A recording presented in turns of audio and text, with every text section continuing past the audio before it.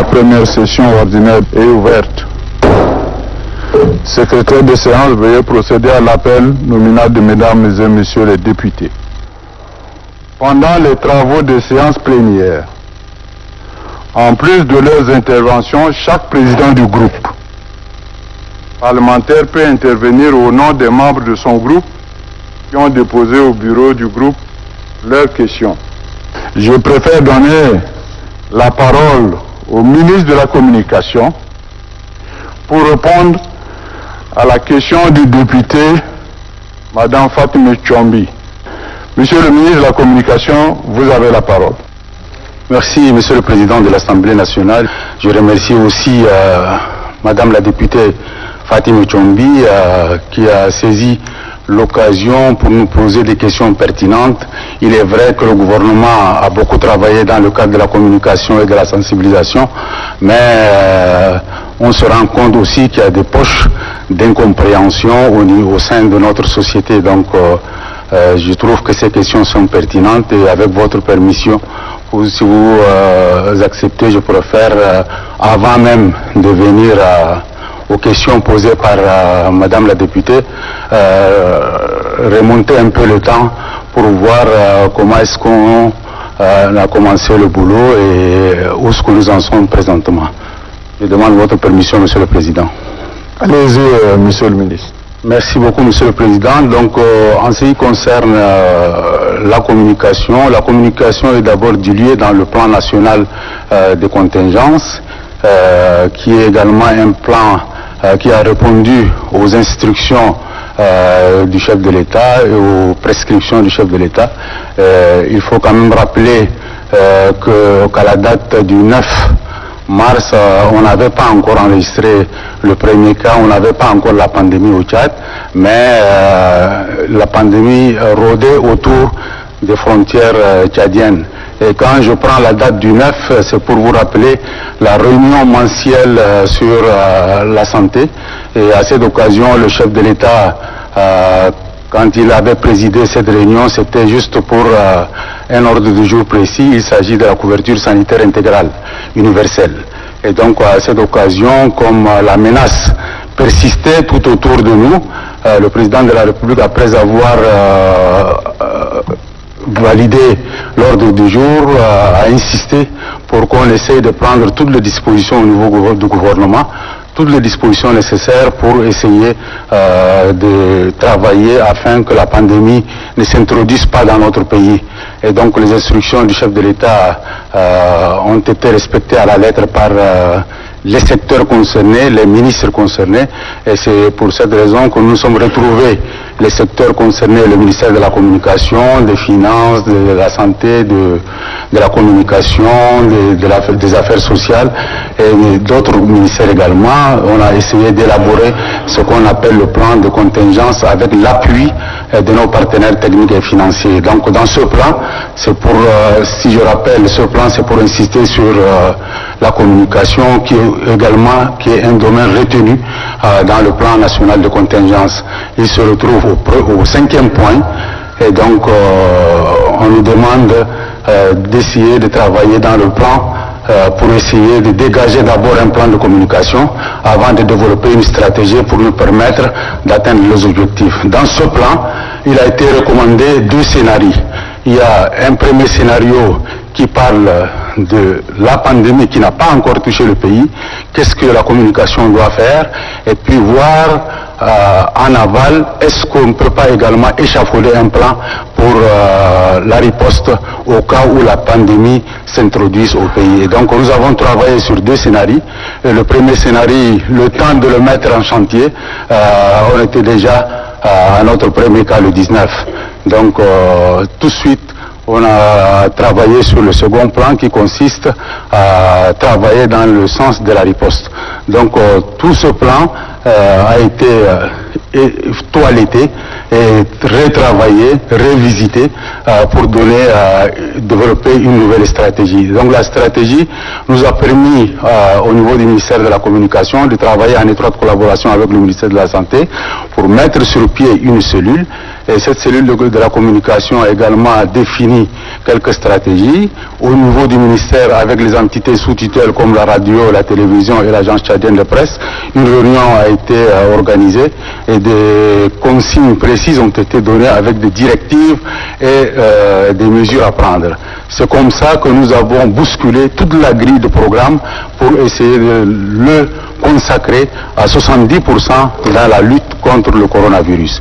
Et donc le programme ayant été bousculé, nous avons développé des genres rédactionnels, nous avons développé d'autres activités comme la conférence de presse, les tables rondes, les interviews, organiser les spécialistes de la santé pour essayer de travailler dans ce sens-là, organiser également des micro-programmes, réaliser des sketchs, réaliser des messages, et les messages ne sont pas limités sur les 2 langues officielles, on a également étendu sur les langues nationales, donc pour permettre à tous les Tchadiens de capter bien les messages, de les cerner et de s'approprier de ces messages pour essayer de changer nos habitudes, nos comportements.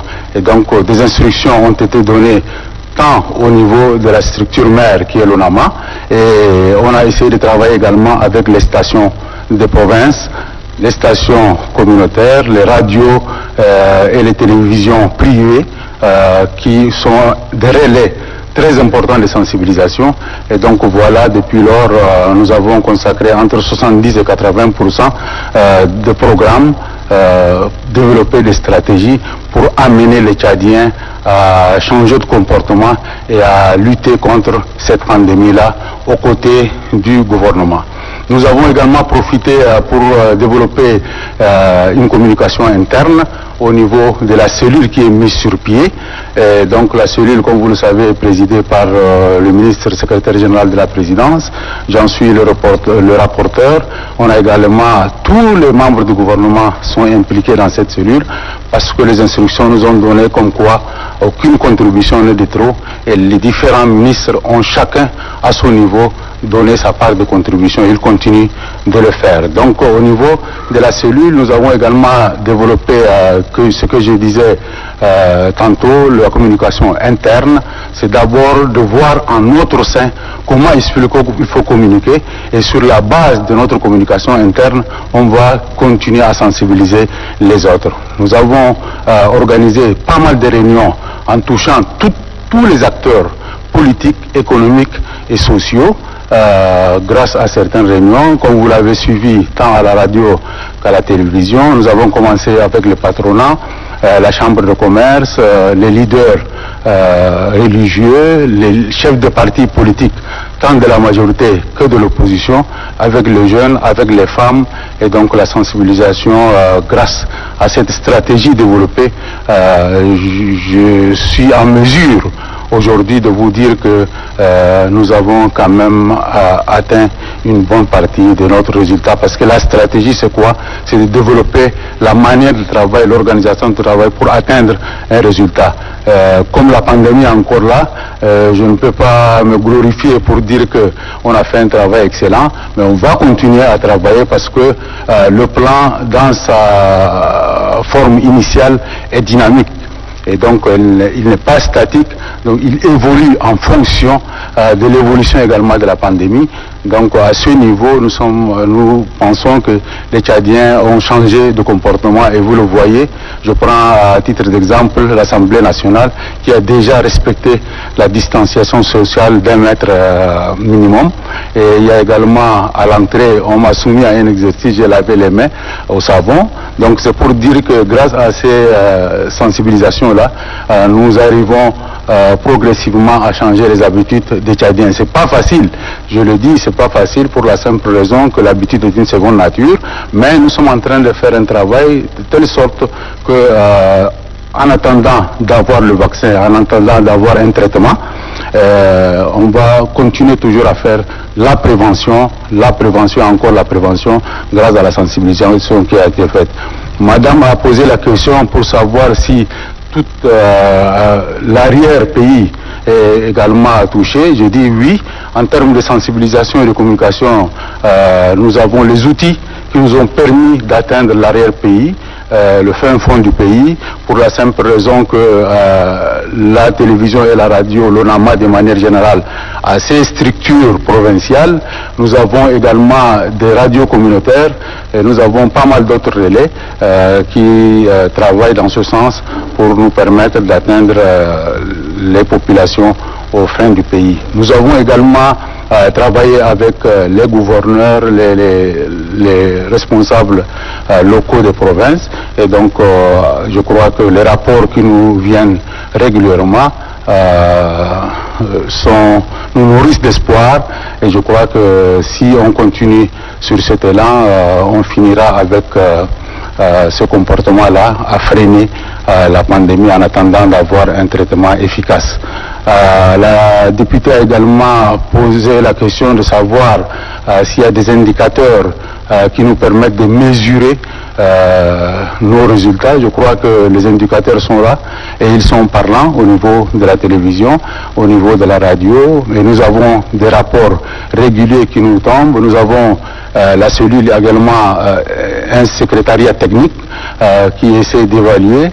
Au niveau du ministère, nous avons ce qu'on appelle un monitoring qui est en train de travailler sur tout ce qui est diffusé, et en retour, nous essayons d'appeler les provinces pour savoir si les habitudes ont changé. Effectivement, grâce à ces réponses, ces rapports-là et ces bulletins qu'on nous produit quotidiennement, grâce au monitoring qui est installé au niveau de la télévision et de la radio, et aussi au niveau du ministère, nous sommes en mesure de dire que nous avons des indicateurs qui nous promettent, des indicateurs qui nous donnent vraiment de l'espoir, et que je pense qu'avec ces indicateurs, on pourra finalement développer d'autres stratégies pour contrer la pandémie.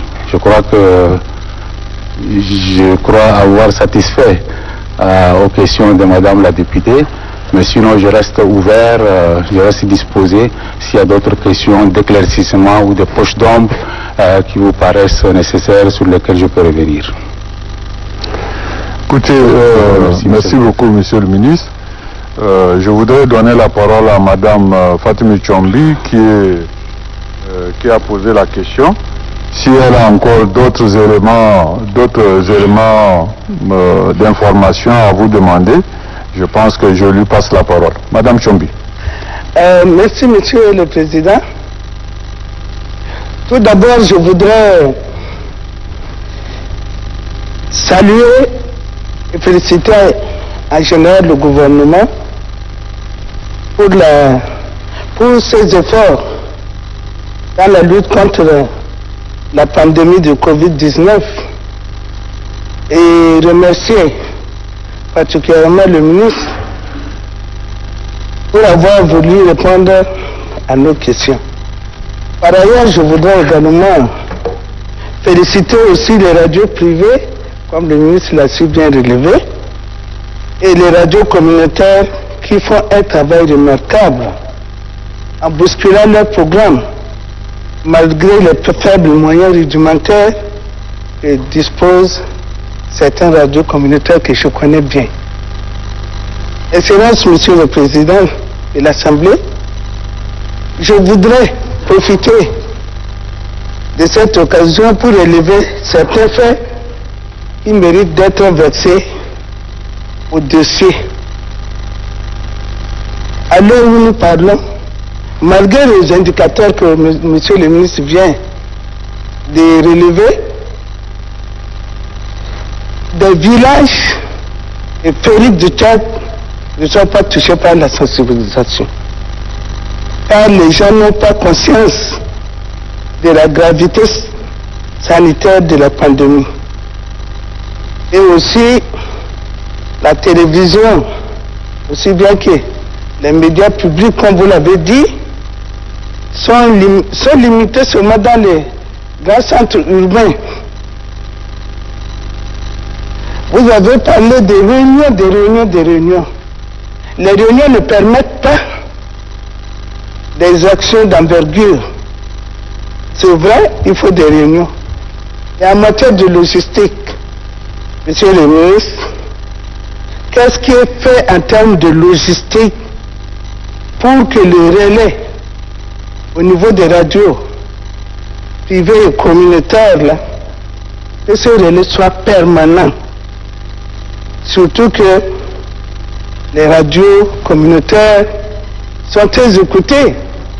Et ces radios ne peuvent pas émettre à longueur de journée. Vous le savez très bien. Et je crois peut-être que c'est par manque de moyens. Donc, qu'est-ce qui se fait concrètement? Et puis, ce que je sais aussi, ces radios communautaires vivent de la bonne volonté de certaines personnes de bonne volonté qui appuient ces radios-là pour leur permettre de fonctionner et de survivre. Sinon,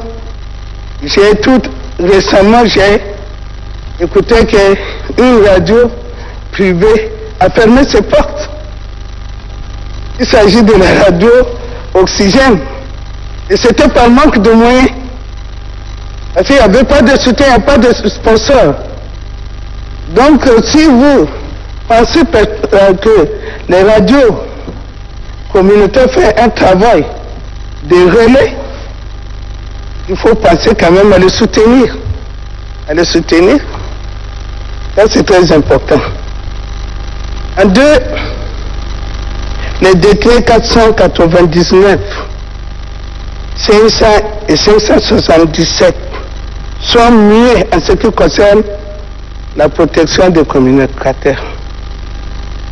Dernièrement, les journalistes ont été traqués par les forces de l'ordre au cours de leur mission. Et le coordonnateur de la sécurité a mis en garde ces agents véreux contre ces agents qui commettent des bavures qui ternissent l'image de marque de nos forces de défense et de sécurité. Qu'est-ce qui est en train de se faire entre le ministère, secrétariat général du gouvernement, le ministère de la Défense et vous-même pour que ces journalistes puissent vaquer à leurs occupations sans être inquiétés? Il en est de même pour la population. En toi, c'était ce matin, j'ai suivi sur les antennes de la radio Tchad, hein, et après c'est relayé par les radios privées, que des jeunes se livrent à des activités sportives regroupant un nombre important de personnes. Il en est de même pour les enfants dans les rues. À votre avis, monsieur le ministre, quel est l'impact de la communication sociale qui est mis en place en ce moment à l'endroit de la population? Et ne pensez-vous pas qu'une éducation populaire s'impose, ne serait-ce qu'à mettre en place encore un autre comité avec le ministère de l'Éducation, tout ça pour penser à cette question? Je pense que ce comité-là est indispensable, ne serait-ce que pour que cette riposte soit effective. Monsieur le Président, voilà les quelques préoccupations que je voulais verser à ce dossier-là. Si Monsieur le Ministre peut encore apporter d'autres éléments de réponse. Monsieur le Ministre, je ne vous contredis pas, mais c'est les réalités que nous vivons. Et nous sommes aussi informés que vous, parce que le téléphone travaille. Et nous savons ce qui se passe. Merci beaucoup. Monsieur le ministre de la Communication, vous avez la parole. Et Monsieur le Président, avec votre permission, je préfère commencer par la dernière question qui porte sur la communication sociale. Et je voudrais là porter à la connaissance de Madame et Messieurs les députés qu'en sus de la communication médiatique, de la communication régulière et ordinaire, nous avons également développé la communication sociale et c'est pas pour rien que nous avons rencontré les leaders d'opinion que nous estimons être les influenceurs, les objecteurs également auprès de leur population. Donc la rencontre ou bien la série de rencontres qu'on a eues avec les différents acteurs porte également sur la communication sociale. Et donc, nous pensons maintenant aller à une autre étape qui consiste à toucher de près les communes et puis les collectivités territoriales pour renforcer notre communication sur le terrain. Ça, c'est le premier élément. Le second élément, par rapport à l'éducation, je crois que nous sommes sur un travail avec le ministère de l'Éducation. Il est vrai que le travail qu'on est en train de faire avec le ministère de l'Éducation n'arrive pas à atteindre tous les élèves, c'est vrai. En dépit des moyens déjà déployés de la radio et de la télévision, il y a également certains qui n'arrivent pas à avoir ce petit transistor-là pour suivre. Nous avons mis à contribution également les radios communautaires et malheureusement jusqu'à là l'objectif n'est pas atteint et selon l'audimat, selon le sondage qu'on a fait, on est encore à 60 à 70%. Donc pour vous dire qu'il y a un travail pédagogique qui mérite d'être fait. Et nous en sommes conscients. Pour ce qui est des jeunes qui s'adonnent au football ou bien à d'autres disciplines sportives, c'est vrai, c'est pas seulement les jeunes, il y a également d'autres. C'est pour cette raison que moi je dis que nous n'avons pas atteint notre objectif à 100%. Le travail est en train d'être fait. Il est vrai que le coronavirus nous a surpris. On n'avait pas pensé à cela, mais en tant que gouvernement responsable, on a projeté, on a fait des prévisions et jusqu'à là on est en train de bousculer les habitudes pour qu'il n'y ait pas beaucoup d'attroupements et c'est valable également pour certains qui s'entêtent et qui font des cérémonies. Donc le travail est en train d'être fait dans ce sens avec la contribution des responsables locaux, des responsables de province, des communes, des collectivités territoriales et donc d'ici peu je crois qu'on aura un gain. Donc ça c'est en ce qui concerne le dernier volet. Maintenant, vous avez parlé de la question de la sécurité. Ce n'est pas seulement nous et vous qui l'avions relevé, et même le chef de l'État a eu écho, et il a interpellé les autorités de maintien de l'ordre. Nous avons dans la communication interne au départ, avant même de déployer les militaires, les policiers, la police municipale, nous avons travaillé sur une communication interne pour dire qu'il faut adopter un certain comportement vis-à-vis des citoyens parce que c'est vrai qu'il y a la peur du gendarme, mais il y a aussi le respect du citoyen parce qu'un militaire sans tenue, il est un citoyen ordinaire. En revanche, nous demandons aussi à la population d'aider les forces de l'ordre. Vous imaginez le travail que les forces de maintien de l'ordre sont en train de faire, tant au niveau de la ville que dans tout le pays. Si je prends les trois catégories, les forces de première frappe, deuxième et troisième frappe, s'ils ne sont pas debout et ne sont pas éveillés, je crois qu'on n'allait pas passer de bonnes nuits et revenir le matin travailler. Donc, tout en demandant à nos forces de défense et de sécurité, à la police municipale, tout comme à la police régulière, de se discipliner. Nous demanderons également à la population d'aider nos forces de maintien de l'ordre à ce qu'il y ait, parce que c'est un travail commun, tout concourt au respect de l'ordre dans notre pays et donc le travail est complémentaire et nous demandons également à la population de faire un travail pour aider la sécurité. La question a été relevée, il y a eu des abus, il y a eu d'excès, c'est vrai, le président en a eu écho, il a donné des instructions fermes aux autorités militaires pour que de telles choses ne se répètent. Donc s'agissant maintenant des radios privées. Je sais que c'est des relais radio et télévision privées. Nous avons aussi les journaux privés.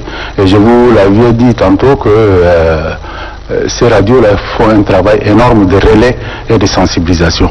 Mais ce qu'il faut également retenir, c'est que quand on parle d'une institution privée, c'est que c'est une initiative privée. Et une initiative privée doit être portée par un capital privé avec des moyens privés. Si aujourd'hui Oxygène a fermé, c'est parce que quelque part le travail n'a pas été fait en amont de manière exacte. La radio, c'est vrai qu'elle ne fonctionne pas comme les autres entreprises privées, certes. Et le gouvernement n'a pas perdu de vue l'aspect utilité publique de ce que les radios et les journaux font. Et c'est pour cette raison que chaque fois quand il y a une loi budgétaire, le gouvernement crée une ligne d'aide à la presse. C'est une aide à la presse. Ce n'est pas un capital de démarrage. Donc il faut qu'on fasse extrêmement attention. C'est vrai que l'État ne perd pas de vue, c'est même consacré dans le budget que les radios qui travaillent et qui sont encadrés par la Hama, parce que c'est pas n'importe quelle radio qui bénéficie aussi de l'aide du gouvernement. La Hama a un monitoring et est en train de travailler sur ce monitoring pour voir au bout d'une année quelles sont les radios qui ont fait beaucoup d'efforts dans le cadre de l'accompagnement politique, dans le cadre de développement du pays, dans le cadre de la moralisation des citoyens. Donc à ce niveau, il y a un monitoring qui est déjà là, qui travaille au niveau de la Hama, et c'est sur la base du résultat du monitoring qu'on essaie de voir quelles sont les radios qui ont émergé, qui ont travaillé et qui sont disciplinées et qui peuvent bénéficier de l'aide de l'État. Mais au-delà, il faut savoir que c'est des radios privées. Et quand moi, je mets mon capital pour créer une entreprise privée, je ne dois pas encore demander de l'aide de quelqu'un. Mais l'aspect utilité publique n'a pas été perdu de vue et le gouvernement y a insisté. C'est pour ça qu'on alloue chaque année un budget à ces radios-là. Et là encore, il faut faire l'effort nécessaire. Donc les gens doivent comprendre. J'entends aussi des patrons de presse qui demandent de l'argent au gouvernement ou au président de la République. Mais malgré cela, le chef de l'État, en dehors même de l'aide consacrée aux radios, il a également de temps en temps fait des gestes à titre exceptionnel ou à titre spécial. Donc si vous prenez le budget de 2019, vous allez savoir qu'il a pas mal injecté en dehors des circuits normaux, en dehors des autres, sur son fonds propre, il a donné de l'argent pour accompagner les journalistes, pour accompagner les radios privées.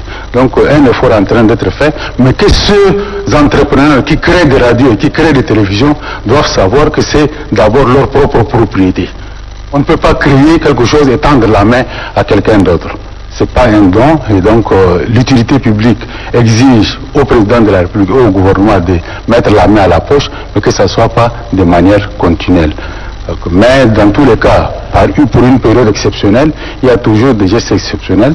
Nous sommes en train de réfléchir dans ce sens-là, et donc le moment est venu, sans pour autant rien promettre, comme on l'a fait pour les autres qui sont en première ligne. La presse aussi est en train de travailler, et nous en sommes conscients.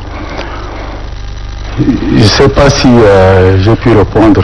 Vous avez également parlé de certaines habitudes qui sont restées encore latentes. Et c'est vrai, dans l'arrière-pays, il y a des gens qui ne suivent pas les mesures gouvernementales. C'est parfois par ignorance, parfois parce que la sensibilisation n'a pas atteint. Mais je voudrais aussi vous rappeler, madame, que j'avoue aussi que nous n'avons pas tous les moyens pour l'instant pour atteindre tout le pays, pour la simple raison qu'on vient de démarrer. Et vous en savez quelque chose, je viens de poser la première pierre de la station régionale de votre pays, de votre région, et donc pour vous dire que timidement nous sommes en train de travailler pour une couverture intégrale, et donc bientôt je crois que les Tchadiens qui sont au fin fond du pays n'auront pas de difficultés pour suivre tous les messages que nous sommes en train de développer dans nos organes respectifs. Monsieur le ministre, je pense que vous pouvez reprendre votre place. Merci beaucoup. Et je vais demander au ministre des Infrastructures de venir au podium pour répondre. Merci beaucoup, Monsieur le Président. Avant tout, je tiens d'abord à remercier Mesdames et Messieurs les députés d'avoir bien voulu accepter donc de continuer le débat. Et nous tenons également à saluer le comportement, surtout au niveau donc de l'Assemblée nationale, où déjà à l'entrée, on était astreint à nous laver les mains, comme demandé par les mesures préventives contre la pandémie. Monsieur le Président, par rapport aux questions posées par le député Dr Jacques Nawingamai, Ningaomaïwe, Deux questions ont été posées. Donc, pour une première question qui a été posée, c'était de voir dans quelle situation notre pays soit en temps épargné donc, du virus et que les prix des denrées de première nécessité ne flambent pas sur le marché. Donc pour cette question précisément, parce que donc je voudrais bien aller directement au but, répondre à ces questions et puis laisser le député Dr Jacques s'il a d'autres questions à poser. Donc, honorable député, c'est pour moi un réel plaisir de m'entretenir avec vous pour ce sujet, donc la pandémie de coronavirus.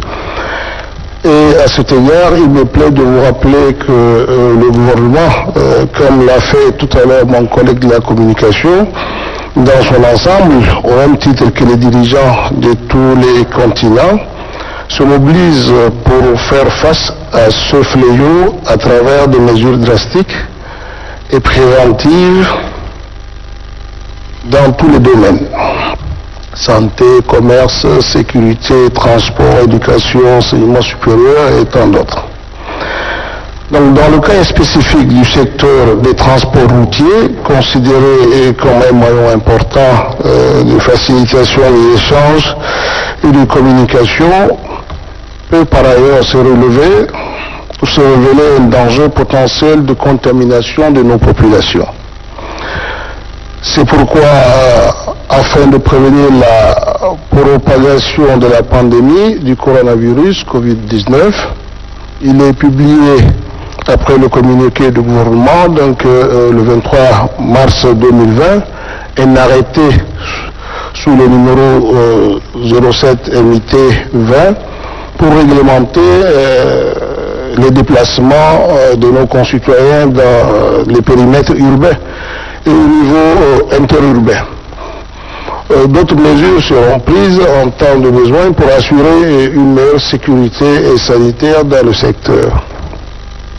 Ainsi, dans le cadre du plan d'urgence de réponse pour assurer la sécurité alimentaire et nutritionnelle face aux menaces de cette pandémie, pour la période allant d'avril à décembre 2020, mon département envisage, en collaboration avec les autres acteurs concernés et principalement les transporteurs, de faciliter la circulation de l'approvisionnement des produits locaux ainsi que du fret importé. En effet, le mobile ayant guidé la prise de ces mesures est d'éviter la propagation de ce virus dans notre pays. Malheureusement, vous constatez, comme nous, que cela a eu comme conséquence la flambée des prix des denrées de première nécessité dans nos marchés. Nous le regrettons autant que vous, mais il faut comprendre que dans de pareilles situations, il y a toujours des gens véreux qui profitent au détriment des ménages vulnérables. Donc voilà un peu, ça c'est par rapport à la première question. Pour la deuxième question posée par le député Dr Jacques, quelles sont les dispositions prises pour que l'interdiction des trafics ne crée pas de l'inflation? Donc, par rapport à ce volet de vos préoccupations, il convient de rappeler que l'arrêté ci-haut cité rentre dans le cadre de la nécessité d'assurer la sécurité sanitaire telle que recommandée par les hautes autorités du pays. Il fait suite donc à d'autres mesures prises antérieurement, mais n'a nullement pour but de créer l'inflation. Comme nous l'avons signalé si haut, il y a toujours les gens véreux qui défient l'autorité de l'État. C'est dans ce cadre, nous relevons que le ministère en charge du commerce, ainsi que les associations de défense des consommateurs et des droits humains ont déjà attiré l'attention de ceux qui pratiquent l'inflation des prix des produits de première nécessité. Dans le domaine du transport routier, la circulation dans le centre urbain de N'Djamena occasionne les flambées de prix par les taxis et mototaxis qui passe du simple au double. Si nous faisons bien donc un prorata pour déjà une place à 200 francs, pour globalement pour un taxi de 6 places, si déjà nous retenons qu'il doit y avoir seulement 4 personnes donc, qui doivent être dans le véhicule, normalement au prorata, donc même si c'est pour compléter les 2 places vides, on ne sera pas à 500 francs, c'est plutôt entre 300 francs et 325 francs. Et donc, mais malheureusement, donc, on se retrouve avec ces prix de 500 francs et voire plus. Donc, le chef de l'État, dans son message à la nation du 24 mars et également, donc, dernièrement en avril, le 14 avril, a encore insisté sur cette question et nous pensons que la situation sera circonscrite dans les jours qui suivent. Nous relevons aussi que les mesures d'interdiction des trafics ne concernent pas le transport des marchandises qui continuent de bénéficier de la faveur des 2 chefs d'État du Tchad et du Cameroun qui ont autorisé la libre circulation des marchandises entre nos 2 pays. Voilà, mesdames et messieurs les députés, pour les questions posées par le député Dr Jacques Dingaomay, les réponses que nous avons pu mettre à votre disposition. Merci. Merci beaucoup, Monsieur le ministre. Je voudrais passer la parole au député Dr Jacques pour sûrement poser quelques questions d'éclaircissement. Merci beaucoup, mesdames et messieurs les membres du gouvernement, pour les éléments de réponse à ma question. Ces éléments de réponse nous montrent que le gouvernement est en action assez forte pour essayer de mettre fin ou bien contrôler les effets négatifs de cette crise sanitaire. Ce que je voulais peut-être ajouter, c'est que ce que le gouvernement vient de dire est extrêmement important et paraît tellement vrai qu'on ne pourra plus rien ajouter. Mais néanmoins, ce que je voudrais dire, c'est que en voulant régler un problème, vous semblez créer un autre, peut-être que je ne sais pas si vous êtes informé, puisque malgré l'interdiction des transports, les informations qui parviennent souvent font écouter que les transports interurbains continuent, mais de manière un peu clandestine, et que le prix serait même très élevé, et que les gens arrivent parfois et ils restent au niveau des périmètres de la ville.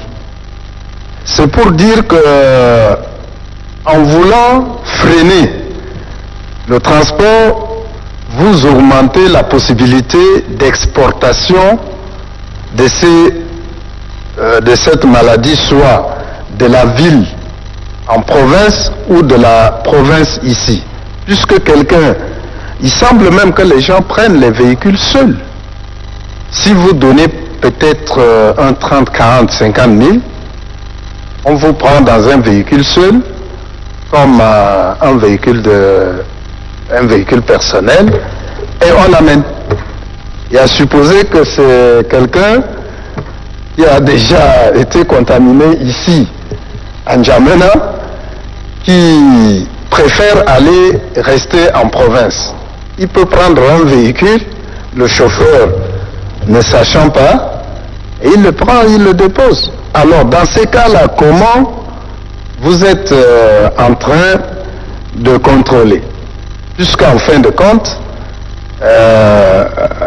ça montre que vous pourrez avoir un effet contraire en voulant freiner.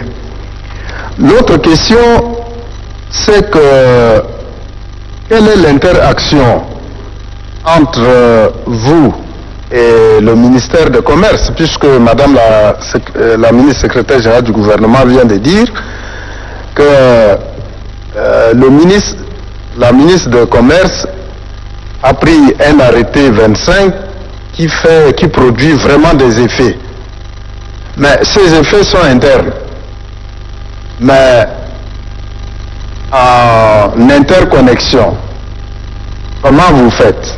Est-ce que Madame la ministre de Commerce travaille seule en solitaire ou bien vous essayez d'être en contact pour essayer de voir est-ce que l'interdiction de transport interurbain est respectée et que les transports parfois individuels à des prix très onéreux, comment vous le faites? Et comme vous-même, vous l'avez bien dit, hein, les prix des transports ici, à N'Djamena, dans le taxi, dans le truc, alors là, c'est au-delà, ça fait partie, le transport fait partie des denrées immédiates, puisque quand vous voulez aller ici seulement au marché, si vous prenez un taxi, on vous dit de payer, moi qui suis à Gassi ici, pour aller au marché central, on me dit de payer 500. Un taxi, ou bien on me dit de payer 500 pour un clando, vous voyez que le prix a galopé. Donc c'est juste pour vous dire que malgré le travail impeccable que vous êtes en train de faire, si vous ne prenez pas de dispositions, vous risquerez d'avoir des effets contraires, puisque les gens continuent à venir, c'est pas en nombre important, mais quand même de manière isolée. Merci Monsieur le Président, c'est juste une information. Bien, pour compléter. On va inviter le ministre à nous donner quelques éléments d'éclaircissement sur les transports clandestins. Je crois que c'est bien ça ce que vous dites, qui se passe en tout cas dans notre pays. Monsieur le ministre. Merci beaucoup, Monsieur le Président. Comme l'a si bien dit Monsieur le député, c'est une information qu'il nous donne. Bon, comme nous gérons plus le réel que le clandestin, bon, on va essayer peut-être là donc de voir comment gérer cela, mais il n'est pas évident, il n'est pas vraiment évident de pouvoir mettre la main sur cela. Si déjà je dois utiliser mon véhicule personnel pour transporter quelqu'un, voilà un peu comment est-ce que le ministère ou bien surtout les forces de l'ordre qui sont censées contrôler cela puissent se dire que voilà, ça c'est un véhicule de transport, donc un véhicule personnel qui est transformé en véhicule de transport. Maintenant, les mesures prises, c'est sûr que quelles que soient les conditions, ça a atténué considérablement dans tout cela. Et par rapport aux denrées, comme je disais tantôt, c'est tout ce qui est transport de marchandises, que ce soit de l'étranger vers N'Djamena ou encore en interurbain. Donc ça n'a pas été arrêté et ça continue donc de circuler sans beaucoup de difficultés. À chaque fois que nécessaire qu'on nous signale qu'il y a un problème au-delà du Tchad, pour ce que nous pouvons avec nos homologues de l'autre côté, on essaie donc d'échanger pour décanter la situation et ça se passe bien jusque-là. Concernant la question pour l'interaction entre le ministère donc, du Commerce et notre ministère, donc voilà, ça c'est une action du gouvernement à chaque fois que nécessaire d'échanger, soit que nous nous retrouvions directement entre nous, les deux ministres, ou encore donc au niveau du comité de veille, la question est toujours posée et à cela, donc, chacun intervient pour qu'une solution puisse être trouvée. Mais pour toutes les décisions que nous avons prises jusque-là, bon, si ce n'est pas seulement du côté de Covid-19, même entre-temps, soit qu'on a au niveau même de l'Assemblée voté des lois et tout ça pour diminuer surtout donc par rapport aux lois de finances, diminuer donc les prix de tel ou tel, mais toujours ces commerçants donc véreux, certains ont continué toujours à pratiquer des prix un peu plus. Nous demandons aussi par la même occasion donc à la population, parce que si on vous astreint à payer 500 francs, mais arrêtez de monter. Si l'autre n'a pas monté à 500, l'autre ainsi de suite, et tout de suite, donc ils vont revenir à cela. Mais quand on me dit 500 francs alors que c'est 200 ou 300, bon, j'ai de l'argent, je monte, et l'autre également. Pour celui qui n'en a pas, donc on essaie par exemple là de faire en trop. Donc ça c'est un comportement personnel pour demander à ce que l'autre le fasse. Sinon donc c'est de dire, bon que voilà, de communiquer cela à l'administration, dire que ok bon voilà, on a augmenté le prix ici ou là. Si ça se faisait une ou deux fois, disons Fossé et Taximan donc allaient se comporter encore un peu mieux. Donc voilà un peu ce que je pourrais dire par rapport à cette question concernant, disons, l'information. Donc ce n'est pas une question, donc l'information portée à notre niveau par le docteur, par le député, et aussi par rapport à l'interaction entre le ministère du Commerce et le ministère en charge du transport. Merci, Monsieur le Président. Je vais donc procéder à l'ouverture de la discussion générale.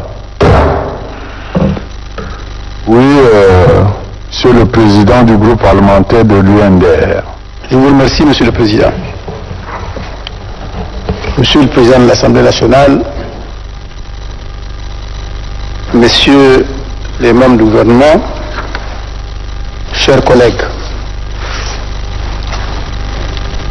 c'est le premier exercice auquel nous nous livrons dans le cadre de cette nouvelle mise en place du fonctionnement de l'Assemblée nationale. Il y a donc peut-être quelques ratés que nous pouvons comprendre.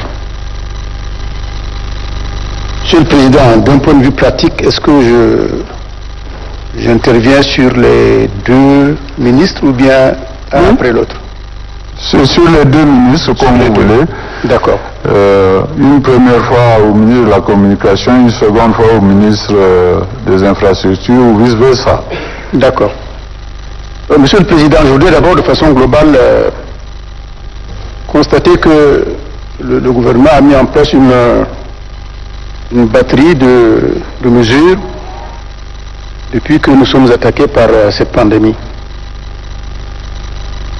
Et nous pouvons apprécier tous les efforts qui ont été faits de façon objective, même s'il y a des manquements. Ils sont certainement dus à diverses raisons.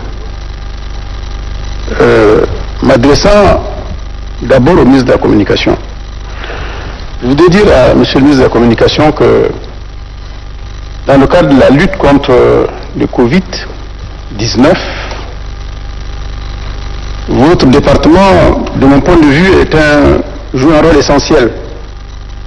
Parce que sans communication, il n'y a absolument aucun objectif qu'on peut atteindre dans le domaine de la sensibilisation.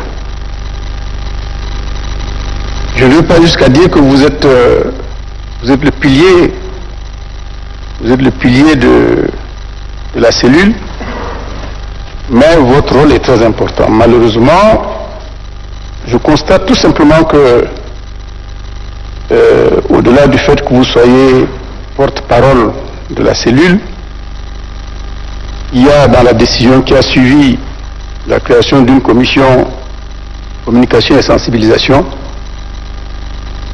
qui reste vraiment dans des portions très congrues, parce que quand vous lisez le texte, vous êtes surpris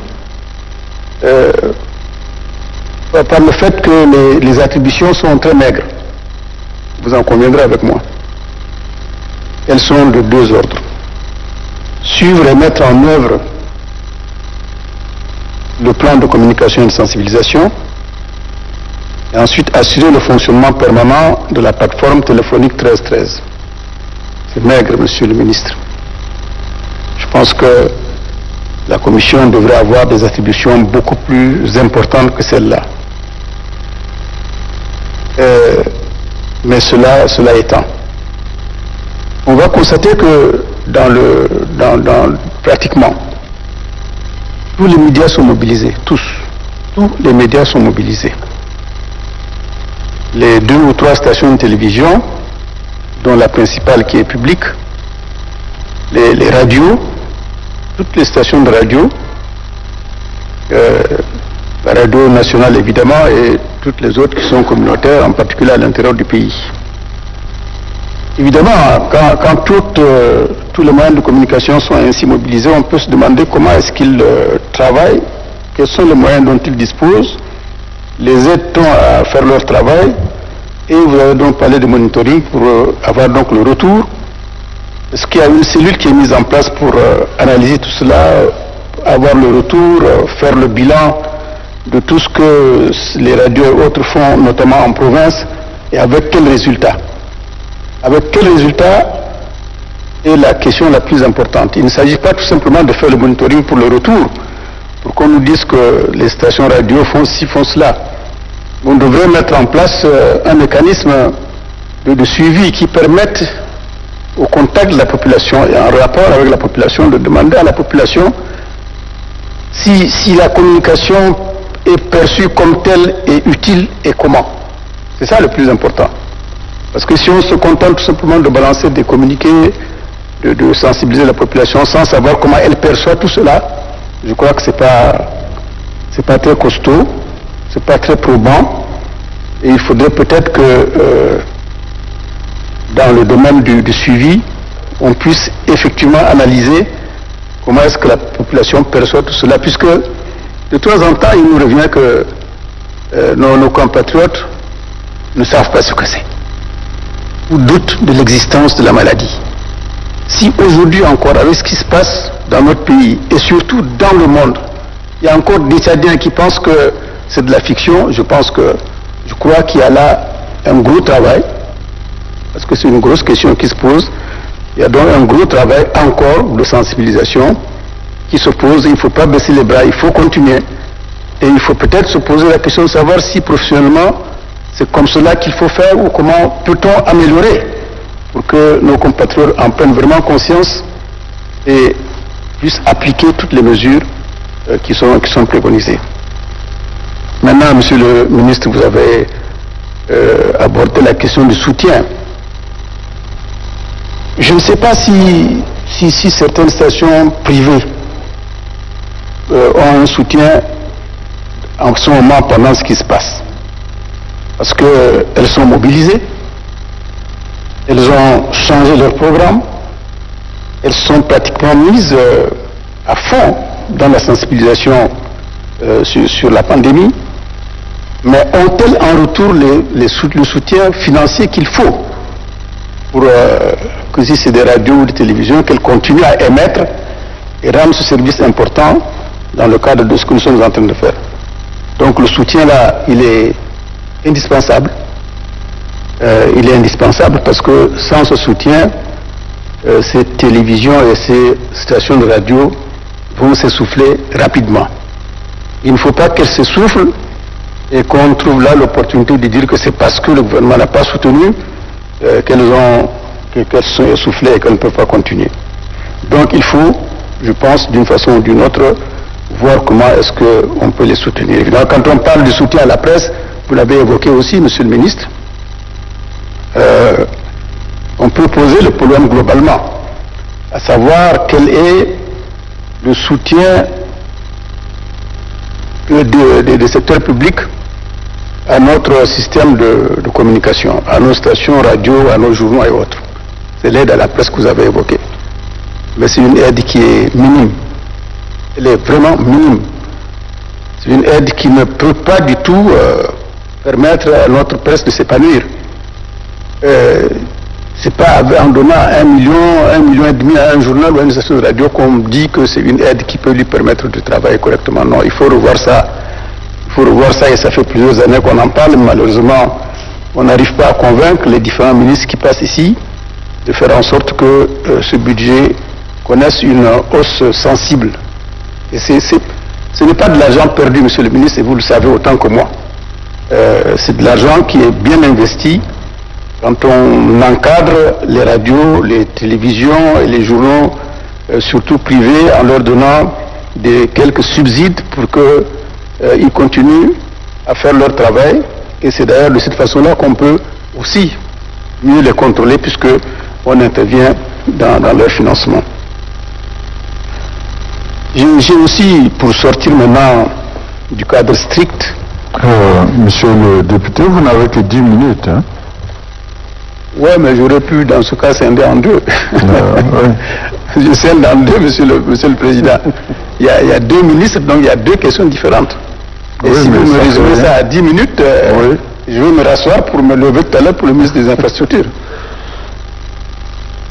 Ou bien on fait comment? Continuez encore pendant 2-3 minutes. Ah, là vous n'êtes pas très gentil avec moi, monsieur le Président. Et je vais essayer d'aller vite. Très bien. Parce que, au fond, monsieur le Président, on est un peu embarrassé au cours de cette séance, dont, comme vous le savez, l'essentiel tournait autour du ministre de la Santé. Et donc c'est par ricochet que ses collègues vont recevoir certaines questions pour y répondre. Quand on doit faire le tri, évidemment, on peut peut-être ne pas très bien le faire et se perdre dans certains propos, et je m'en excuse. Alors ce que je voulais dire maintenant, et en coupant avec le ministre de la Communication, puisque j'ai entendu parler des jeunes tout à l'heure. Des jeunes, c'est notre collègue, la députée Tchombi qui en a parlé, des jeunes qui sortent, qui sont nombreux, qu'on ne peut pas contrôler, ainsi de suite. Et il se pose là un problème durant ce que nous pouvons appeler un autoconfinement encadré par l'interdiction de réunion de plus de 50 personnes. Nous avons des problèmes avec nos enfants, monsieur le Président. Ils sont à la maison. Ils n'ont rien à faire. On n'a pas tous les moyens de leur chercher des professeurs pour les encadrer à la maison. Ils sont là. Un enfant qui ne fait rien pendant 1 heure, 2 heures, 3 heures, 4 heures de temps, confiné à la maison, pendant 1 jour, 2 jours, 3 jours, c'est une bombe. C'est ça le problème. On n'a pas pris de mesures pour encadrer les enfants. Et on ne leur permet pas de sortir. On ne leur permet pas de jouer. On ne leur permet pas d'aller jouer au football, de toutes ces occupations, entre guillemets, qui leur permettaient de s'aérer, qui leur permettaient de décompresser un peu. Aujourd'hui, ils sont devenus compressés. Et c'est des bombes dans nos maisons. Donc c'est là où il y a un problème aussi, qui m'amènerait évidemment à faire le dernier glissement par rapport aux décisions qui sont prises pour aller directement au ministre des Transports. Je n'ai pas compris pourquoi on a interdit le transport de personnes. Je n'ai pas compris. Est-ce que c'est parce qu'on voudrait qu'on ne véhicule pas la maladie d'une ville à une autre? Je ne pense pas que ce soit suffisant. Parce que vous avez évoqué tout à l'heure avec mon collègue Jacques le problème des prix qui ont flambé. On connaît l'histoire de Sarr à N'Djamena. Aujourd'hui, il faut environ 45 000 francs. Allons pas très loin. De Mandalia à N'Djamena, il faut au moins 5 000 francs. De Koundoul, 20 km à N'Djamena, il faut au moins 2 à 3 000 francs. Donc les prix ont explosé. Pourquoi explosent-ils? C'est la loi du marché, tout simplement. Et je suis désolé de le dire au gouvernement, on ne peut pas encadrer dans ce domaine-là. On ne peut pas encadrer les prix, parce que nous avons opté pour une économie libérale. Donc c'est la loi du marché. On a beau dire que le sac de huile doit coûter tant, le sac de riz tant, l'huile tant, on perd notre temps. Le problème n'est pas réglé à ce niveau-là. Si on veut encadrer les prix, il faut vraiment le faire d'une façon totalement différente, et non pas comme je l'ai vu jusqu'ici, ce qui n'a d'ailleurs jamais apporté aucun résultat. Donc ce que je voudrais dire, c'est que en disant que je n'ai pas compris pourquoi on interdit le transport des passagers, je me disais, peut-être que lorsqu'on va faire le bilan de tout ça, bilan à mi-chemin, qui commence à être long, il faudrait peut-être repenser ça autrement. Il faut autoriser les déplacements des citoyens. On ne peut pas empêcher les citoyens de voyager. C'est à l'État de s'organiser pour faire en sorte que le contrôle soit effectif au sortir des grandes villes sur le plan sanitaire. N'Djamena, il n'y a que 3 sorties. On peut contrôler toutes les sorties sanitaires. On peut ensuite mettre des points de relais dans certaines villes comme Massaguet, Mongo, Bongor, Kelo qui est un grand nœud, Mundou, Sar, peut-être Maro, pour essayer de faire en sorte que tous ceux qui entrent ou sortent se retrouvent obligatoirement devant une station de contrôle, sanitaire qui doit faire les contrôles nécessaires afin que les passagers, on ne le souhaite pas, ne soient pas en mesure de véhiculer la maladie. C'est de ça qu'il s'agit. Mais lorsque, comme on le fait maintenant, on ferme tout, on dit qu'il n'y a pas de transport de passagers, alors qu'on sait très bien que les gens voyagent quand même, ben, les prix explosent, puisque l'offre elle est réduite. Donc sur ce point-là, je pense que là aussi, il faudrait que le ministère des Infrastructures, le ministère des Transports, Commerce et autres, puissent s'accorder un peu plus pour analyser l'impact des décisions gouvernementales sur le niveau économique, sur les prix et sur, dans la situation actuelle, nos capacités de pouvoir absorber tout cela. Et je crois qu'il y a quand même d'autres solutions que celles qui consistent à s'enfermer dans les décisions fortes qu'on a prises pour empêcher les déplacements. Évidemment, Monsieur le Président, dans ce domaine des décisions qu'on a prises, vous savez très bien qu'elles sont très nombreuses et qu'on a beaucoup de choses à dire là-dessus. On n'a pas le temps de le faire. J'attendais l'occasion avec le ministre de la Santé publique pour aborder certaines questions, notamment de fond par rapport aux décisions prises par le gouvernement. Je vous remercie. Merci, Monsieur le Président de l'Assemblée nationale. Je remercie aussi les membres du gouvernement d'être présents. Je remercie les amis qui ont posé, les collègues qui ont posé la question orale, question d'actualité. J'interviens sur le transport. Monsieur le ministre, pour éviter la propagation de la maladie et la pandémie, le gouvernement avait limité le nombre de transports aux taxis, les taxis à 3 personnes. Les bus sont suspendus, les transports interurbains sont suspendus. Au niveau des taxis, 3 personnes, pourquoi aussi ne pas limiter le bus à un nombre donné, puisque le bus, entre-temps, il prenait 15 personnes. Et maintenant, il faut le limiter aussi comme les taxis. Ceci facilitera le déplacement de la population. Comme le président Kebzavo l'a dit, il ne faut pas limiter, suspendre, c'est encore créer d'autres problèmes.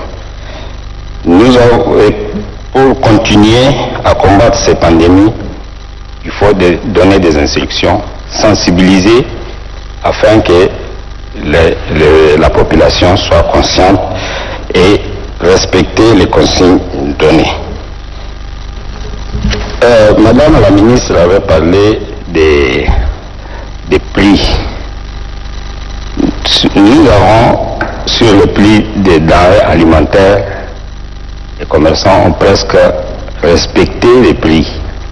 Ça n'a pas flambé, il n'y a pas flambé de prix. Mais dans d'autres marchandises, les prix ont augmenté. Les importations de marchandises ne sont pas suspendues. Ça vient comme les cargos, les autres marchandises qui venaient de l'extérieur ou même la circulation à l'intérieur du pays. Pourquoi les prix ont flambé? Parce que les commerçants n'ouvrent pas. Il faut réglementer.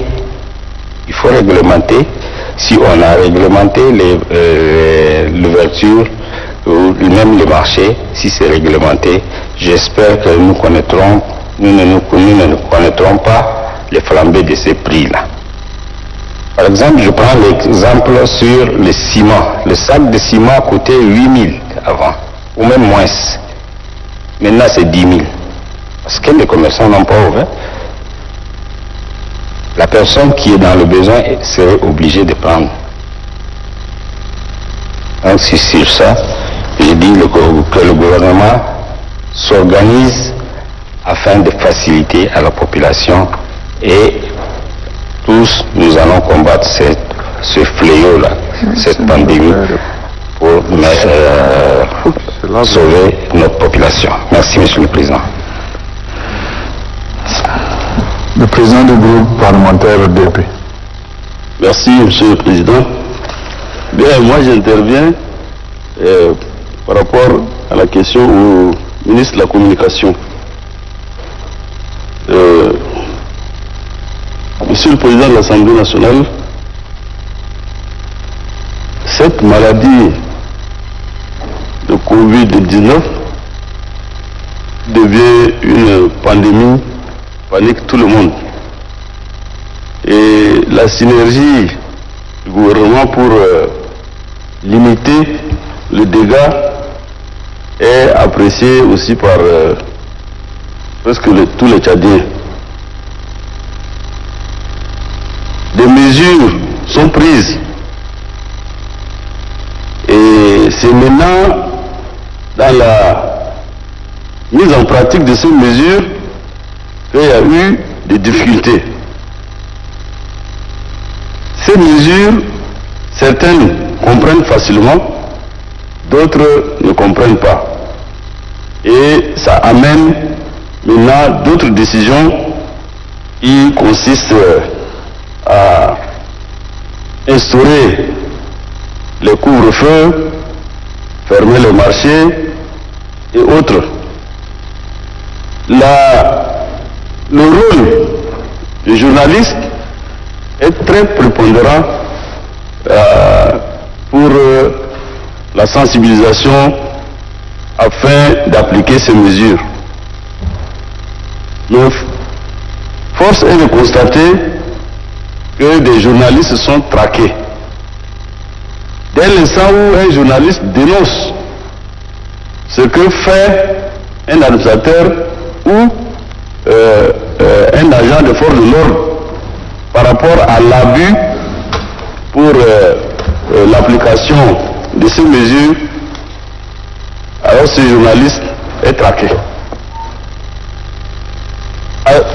Les journalistes, dès que les mesures sont tombées, certains médias et certaines radios privées ou communautaires ont même changé les horaires pour éviter ce problème. Mais c'est avec l'autorisation de la AMA que ces journalistes ont repris le travail. Ben, on constate qu'ils sont tout le temps menacés, aussi bien par les forces de l'ordre que par les administrateurs. Et moi, je n'écoute pas la réaction du ministère de la Communication. Monsieur le ministre, qu'en pensez-vous? Est-ce que vous minimisez le travail que font les agents des médias? Pourquoi vous ne réagissez pas quand ils sont menacés? Je vous remercie. Oui, Docteur Nobodjibo. Merci, Monsieur le Président. Moi, j'ai plusieurs questions à poser au ministre de la Santé et des Finances, mais comme ils ne sont pas là, je vais poser celles qui concernent les ministres qui sont présentement là. Monsieur le ministre de l'Information, de la Communication plutôt, nous avons constaté que les informations concernant les malades détectés ne sont pas diffusées de manière détaillée. Parlant de la chaîne de contamination. Par exemple, dans le cas précis de notre compatriote qui est venu du Pakistan. Vous avez vu, l'information est passée, donc ça a permis rapidement de chercher donc, tous ceux qui étaient en contact avec lui.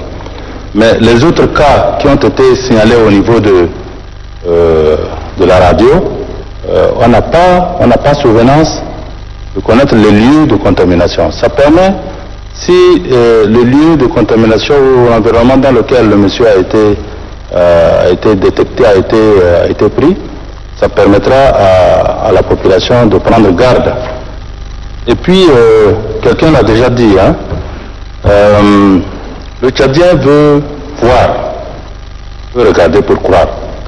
Beaucoup de nos compatriotes ne croient pas encore à cette pandémie-là. Ne serait-il pas possible de présenter, par exemple, un ou deux malades en soins parce qu'une image, c'est 1000 mots. Hein. Donc il y a cet aspect-là. Je pose cette question, est-ce que le ministre ne peut pas faire en sorte qu'un malade soit présenté à la télé pour que les gens puissent se rendre compte que, effectivement, le virus est au Tchad. Mais comment tu veux ça là? On va présenter quel malade? Ça se fait sur d'autres sujets, Monsieur le Président. Mais la stigmatisation sociale existe aussi. Qu'est-ce que tu vas faire de la famille, des membres de la famille du malade? C'est juste une suggestion, Monsieur le Président. C'est juste une suggestion. Je n'en fais pas une obligation. C'est juste une suggestion. C'est vrai, c'est une question, mais ça m'agace un tout petit peu. D'accord. Monsieur le ministre, il y a aussi les sanctions. Quelles sont les sanctions qui sont prévues à l'encontre de personnes qui n'observent pas les mesures prises par le gouvernement, notamment les entrées clandestines, le refus de la mise en quarantaine? Et pour finir, je voudrais dire ceci. Nous ne savons pas quand est-ce que cette pandémie va prendre fin. Comment et quelle stratégie envisagez-vous, le gouvernement, je voudrais dire, pour que la population, au cas où la pandémie ne peut pas faire, que la population puisse vivre avec ce virus? Merci, Monsieur le Président.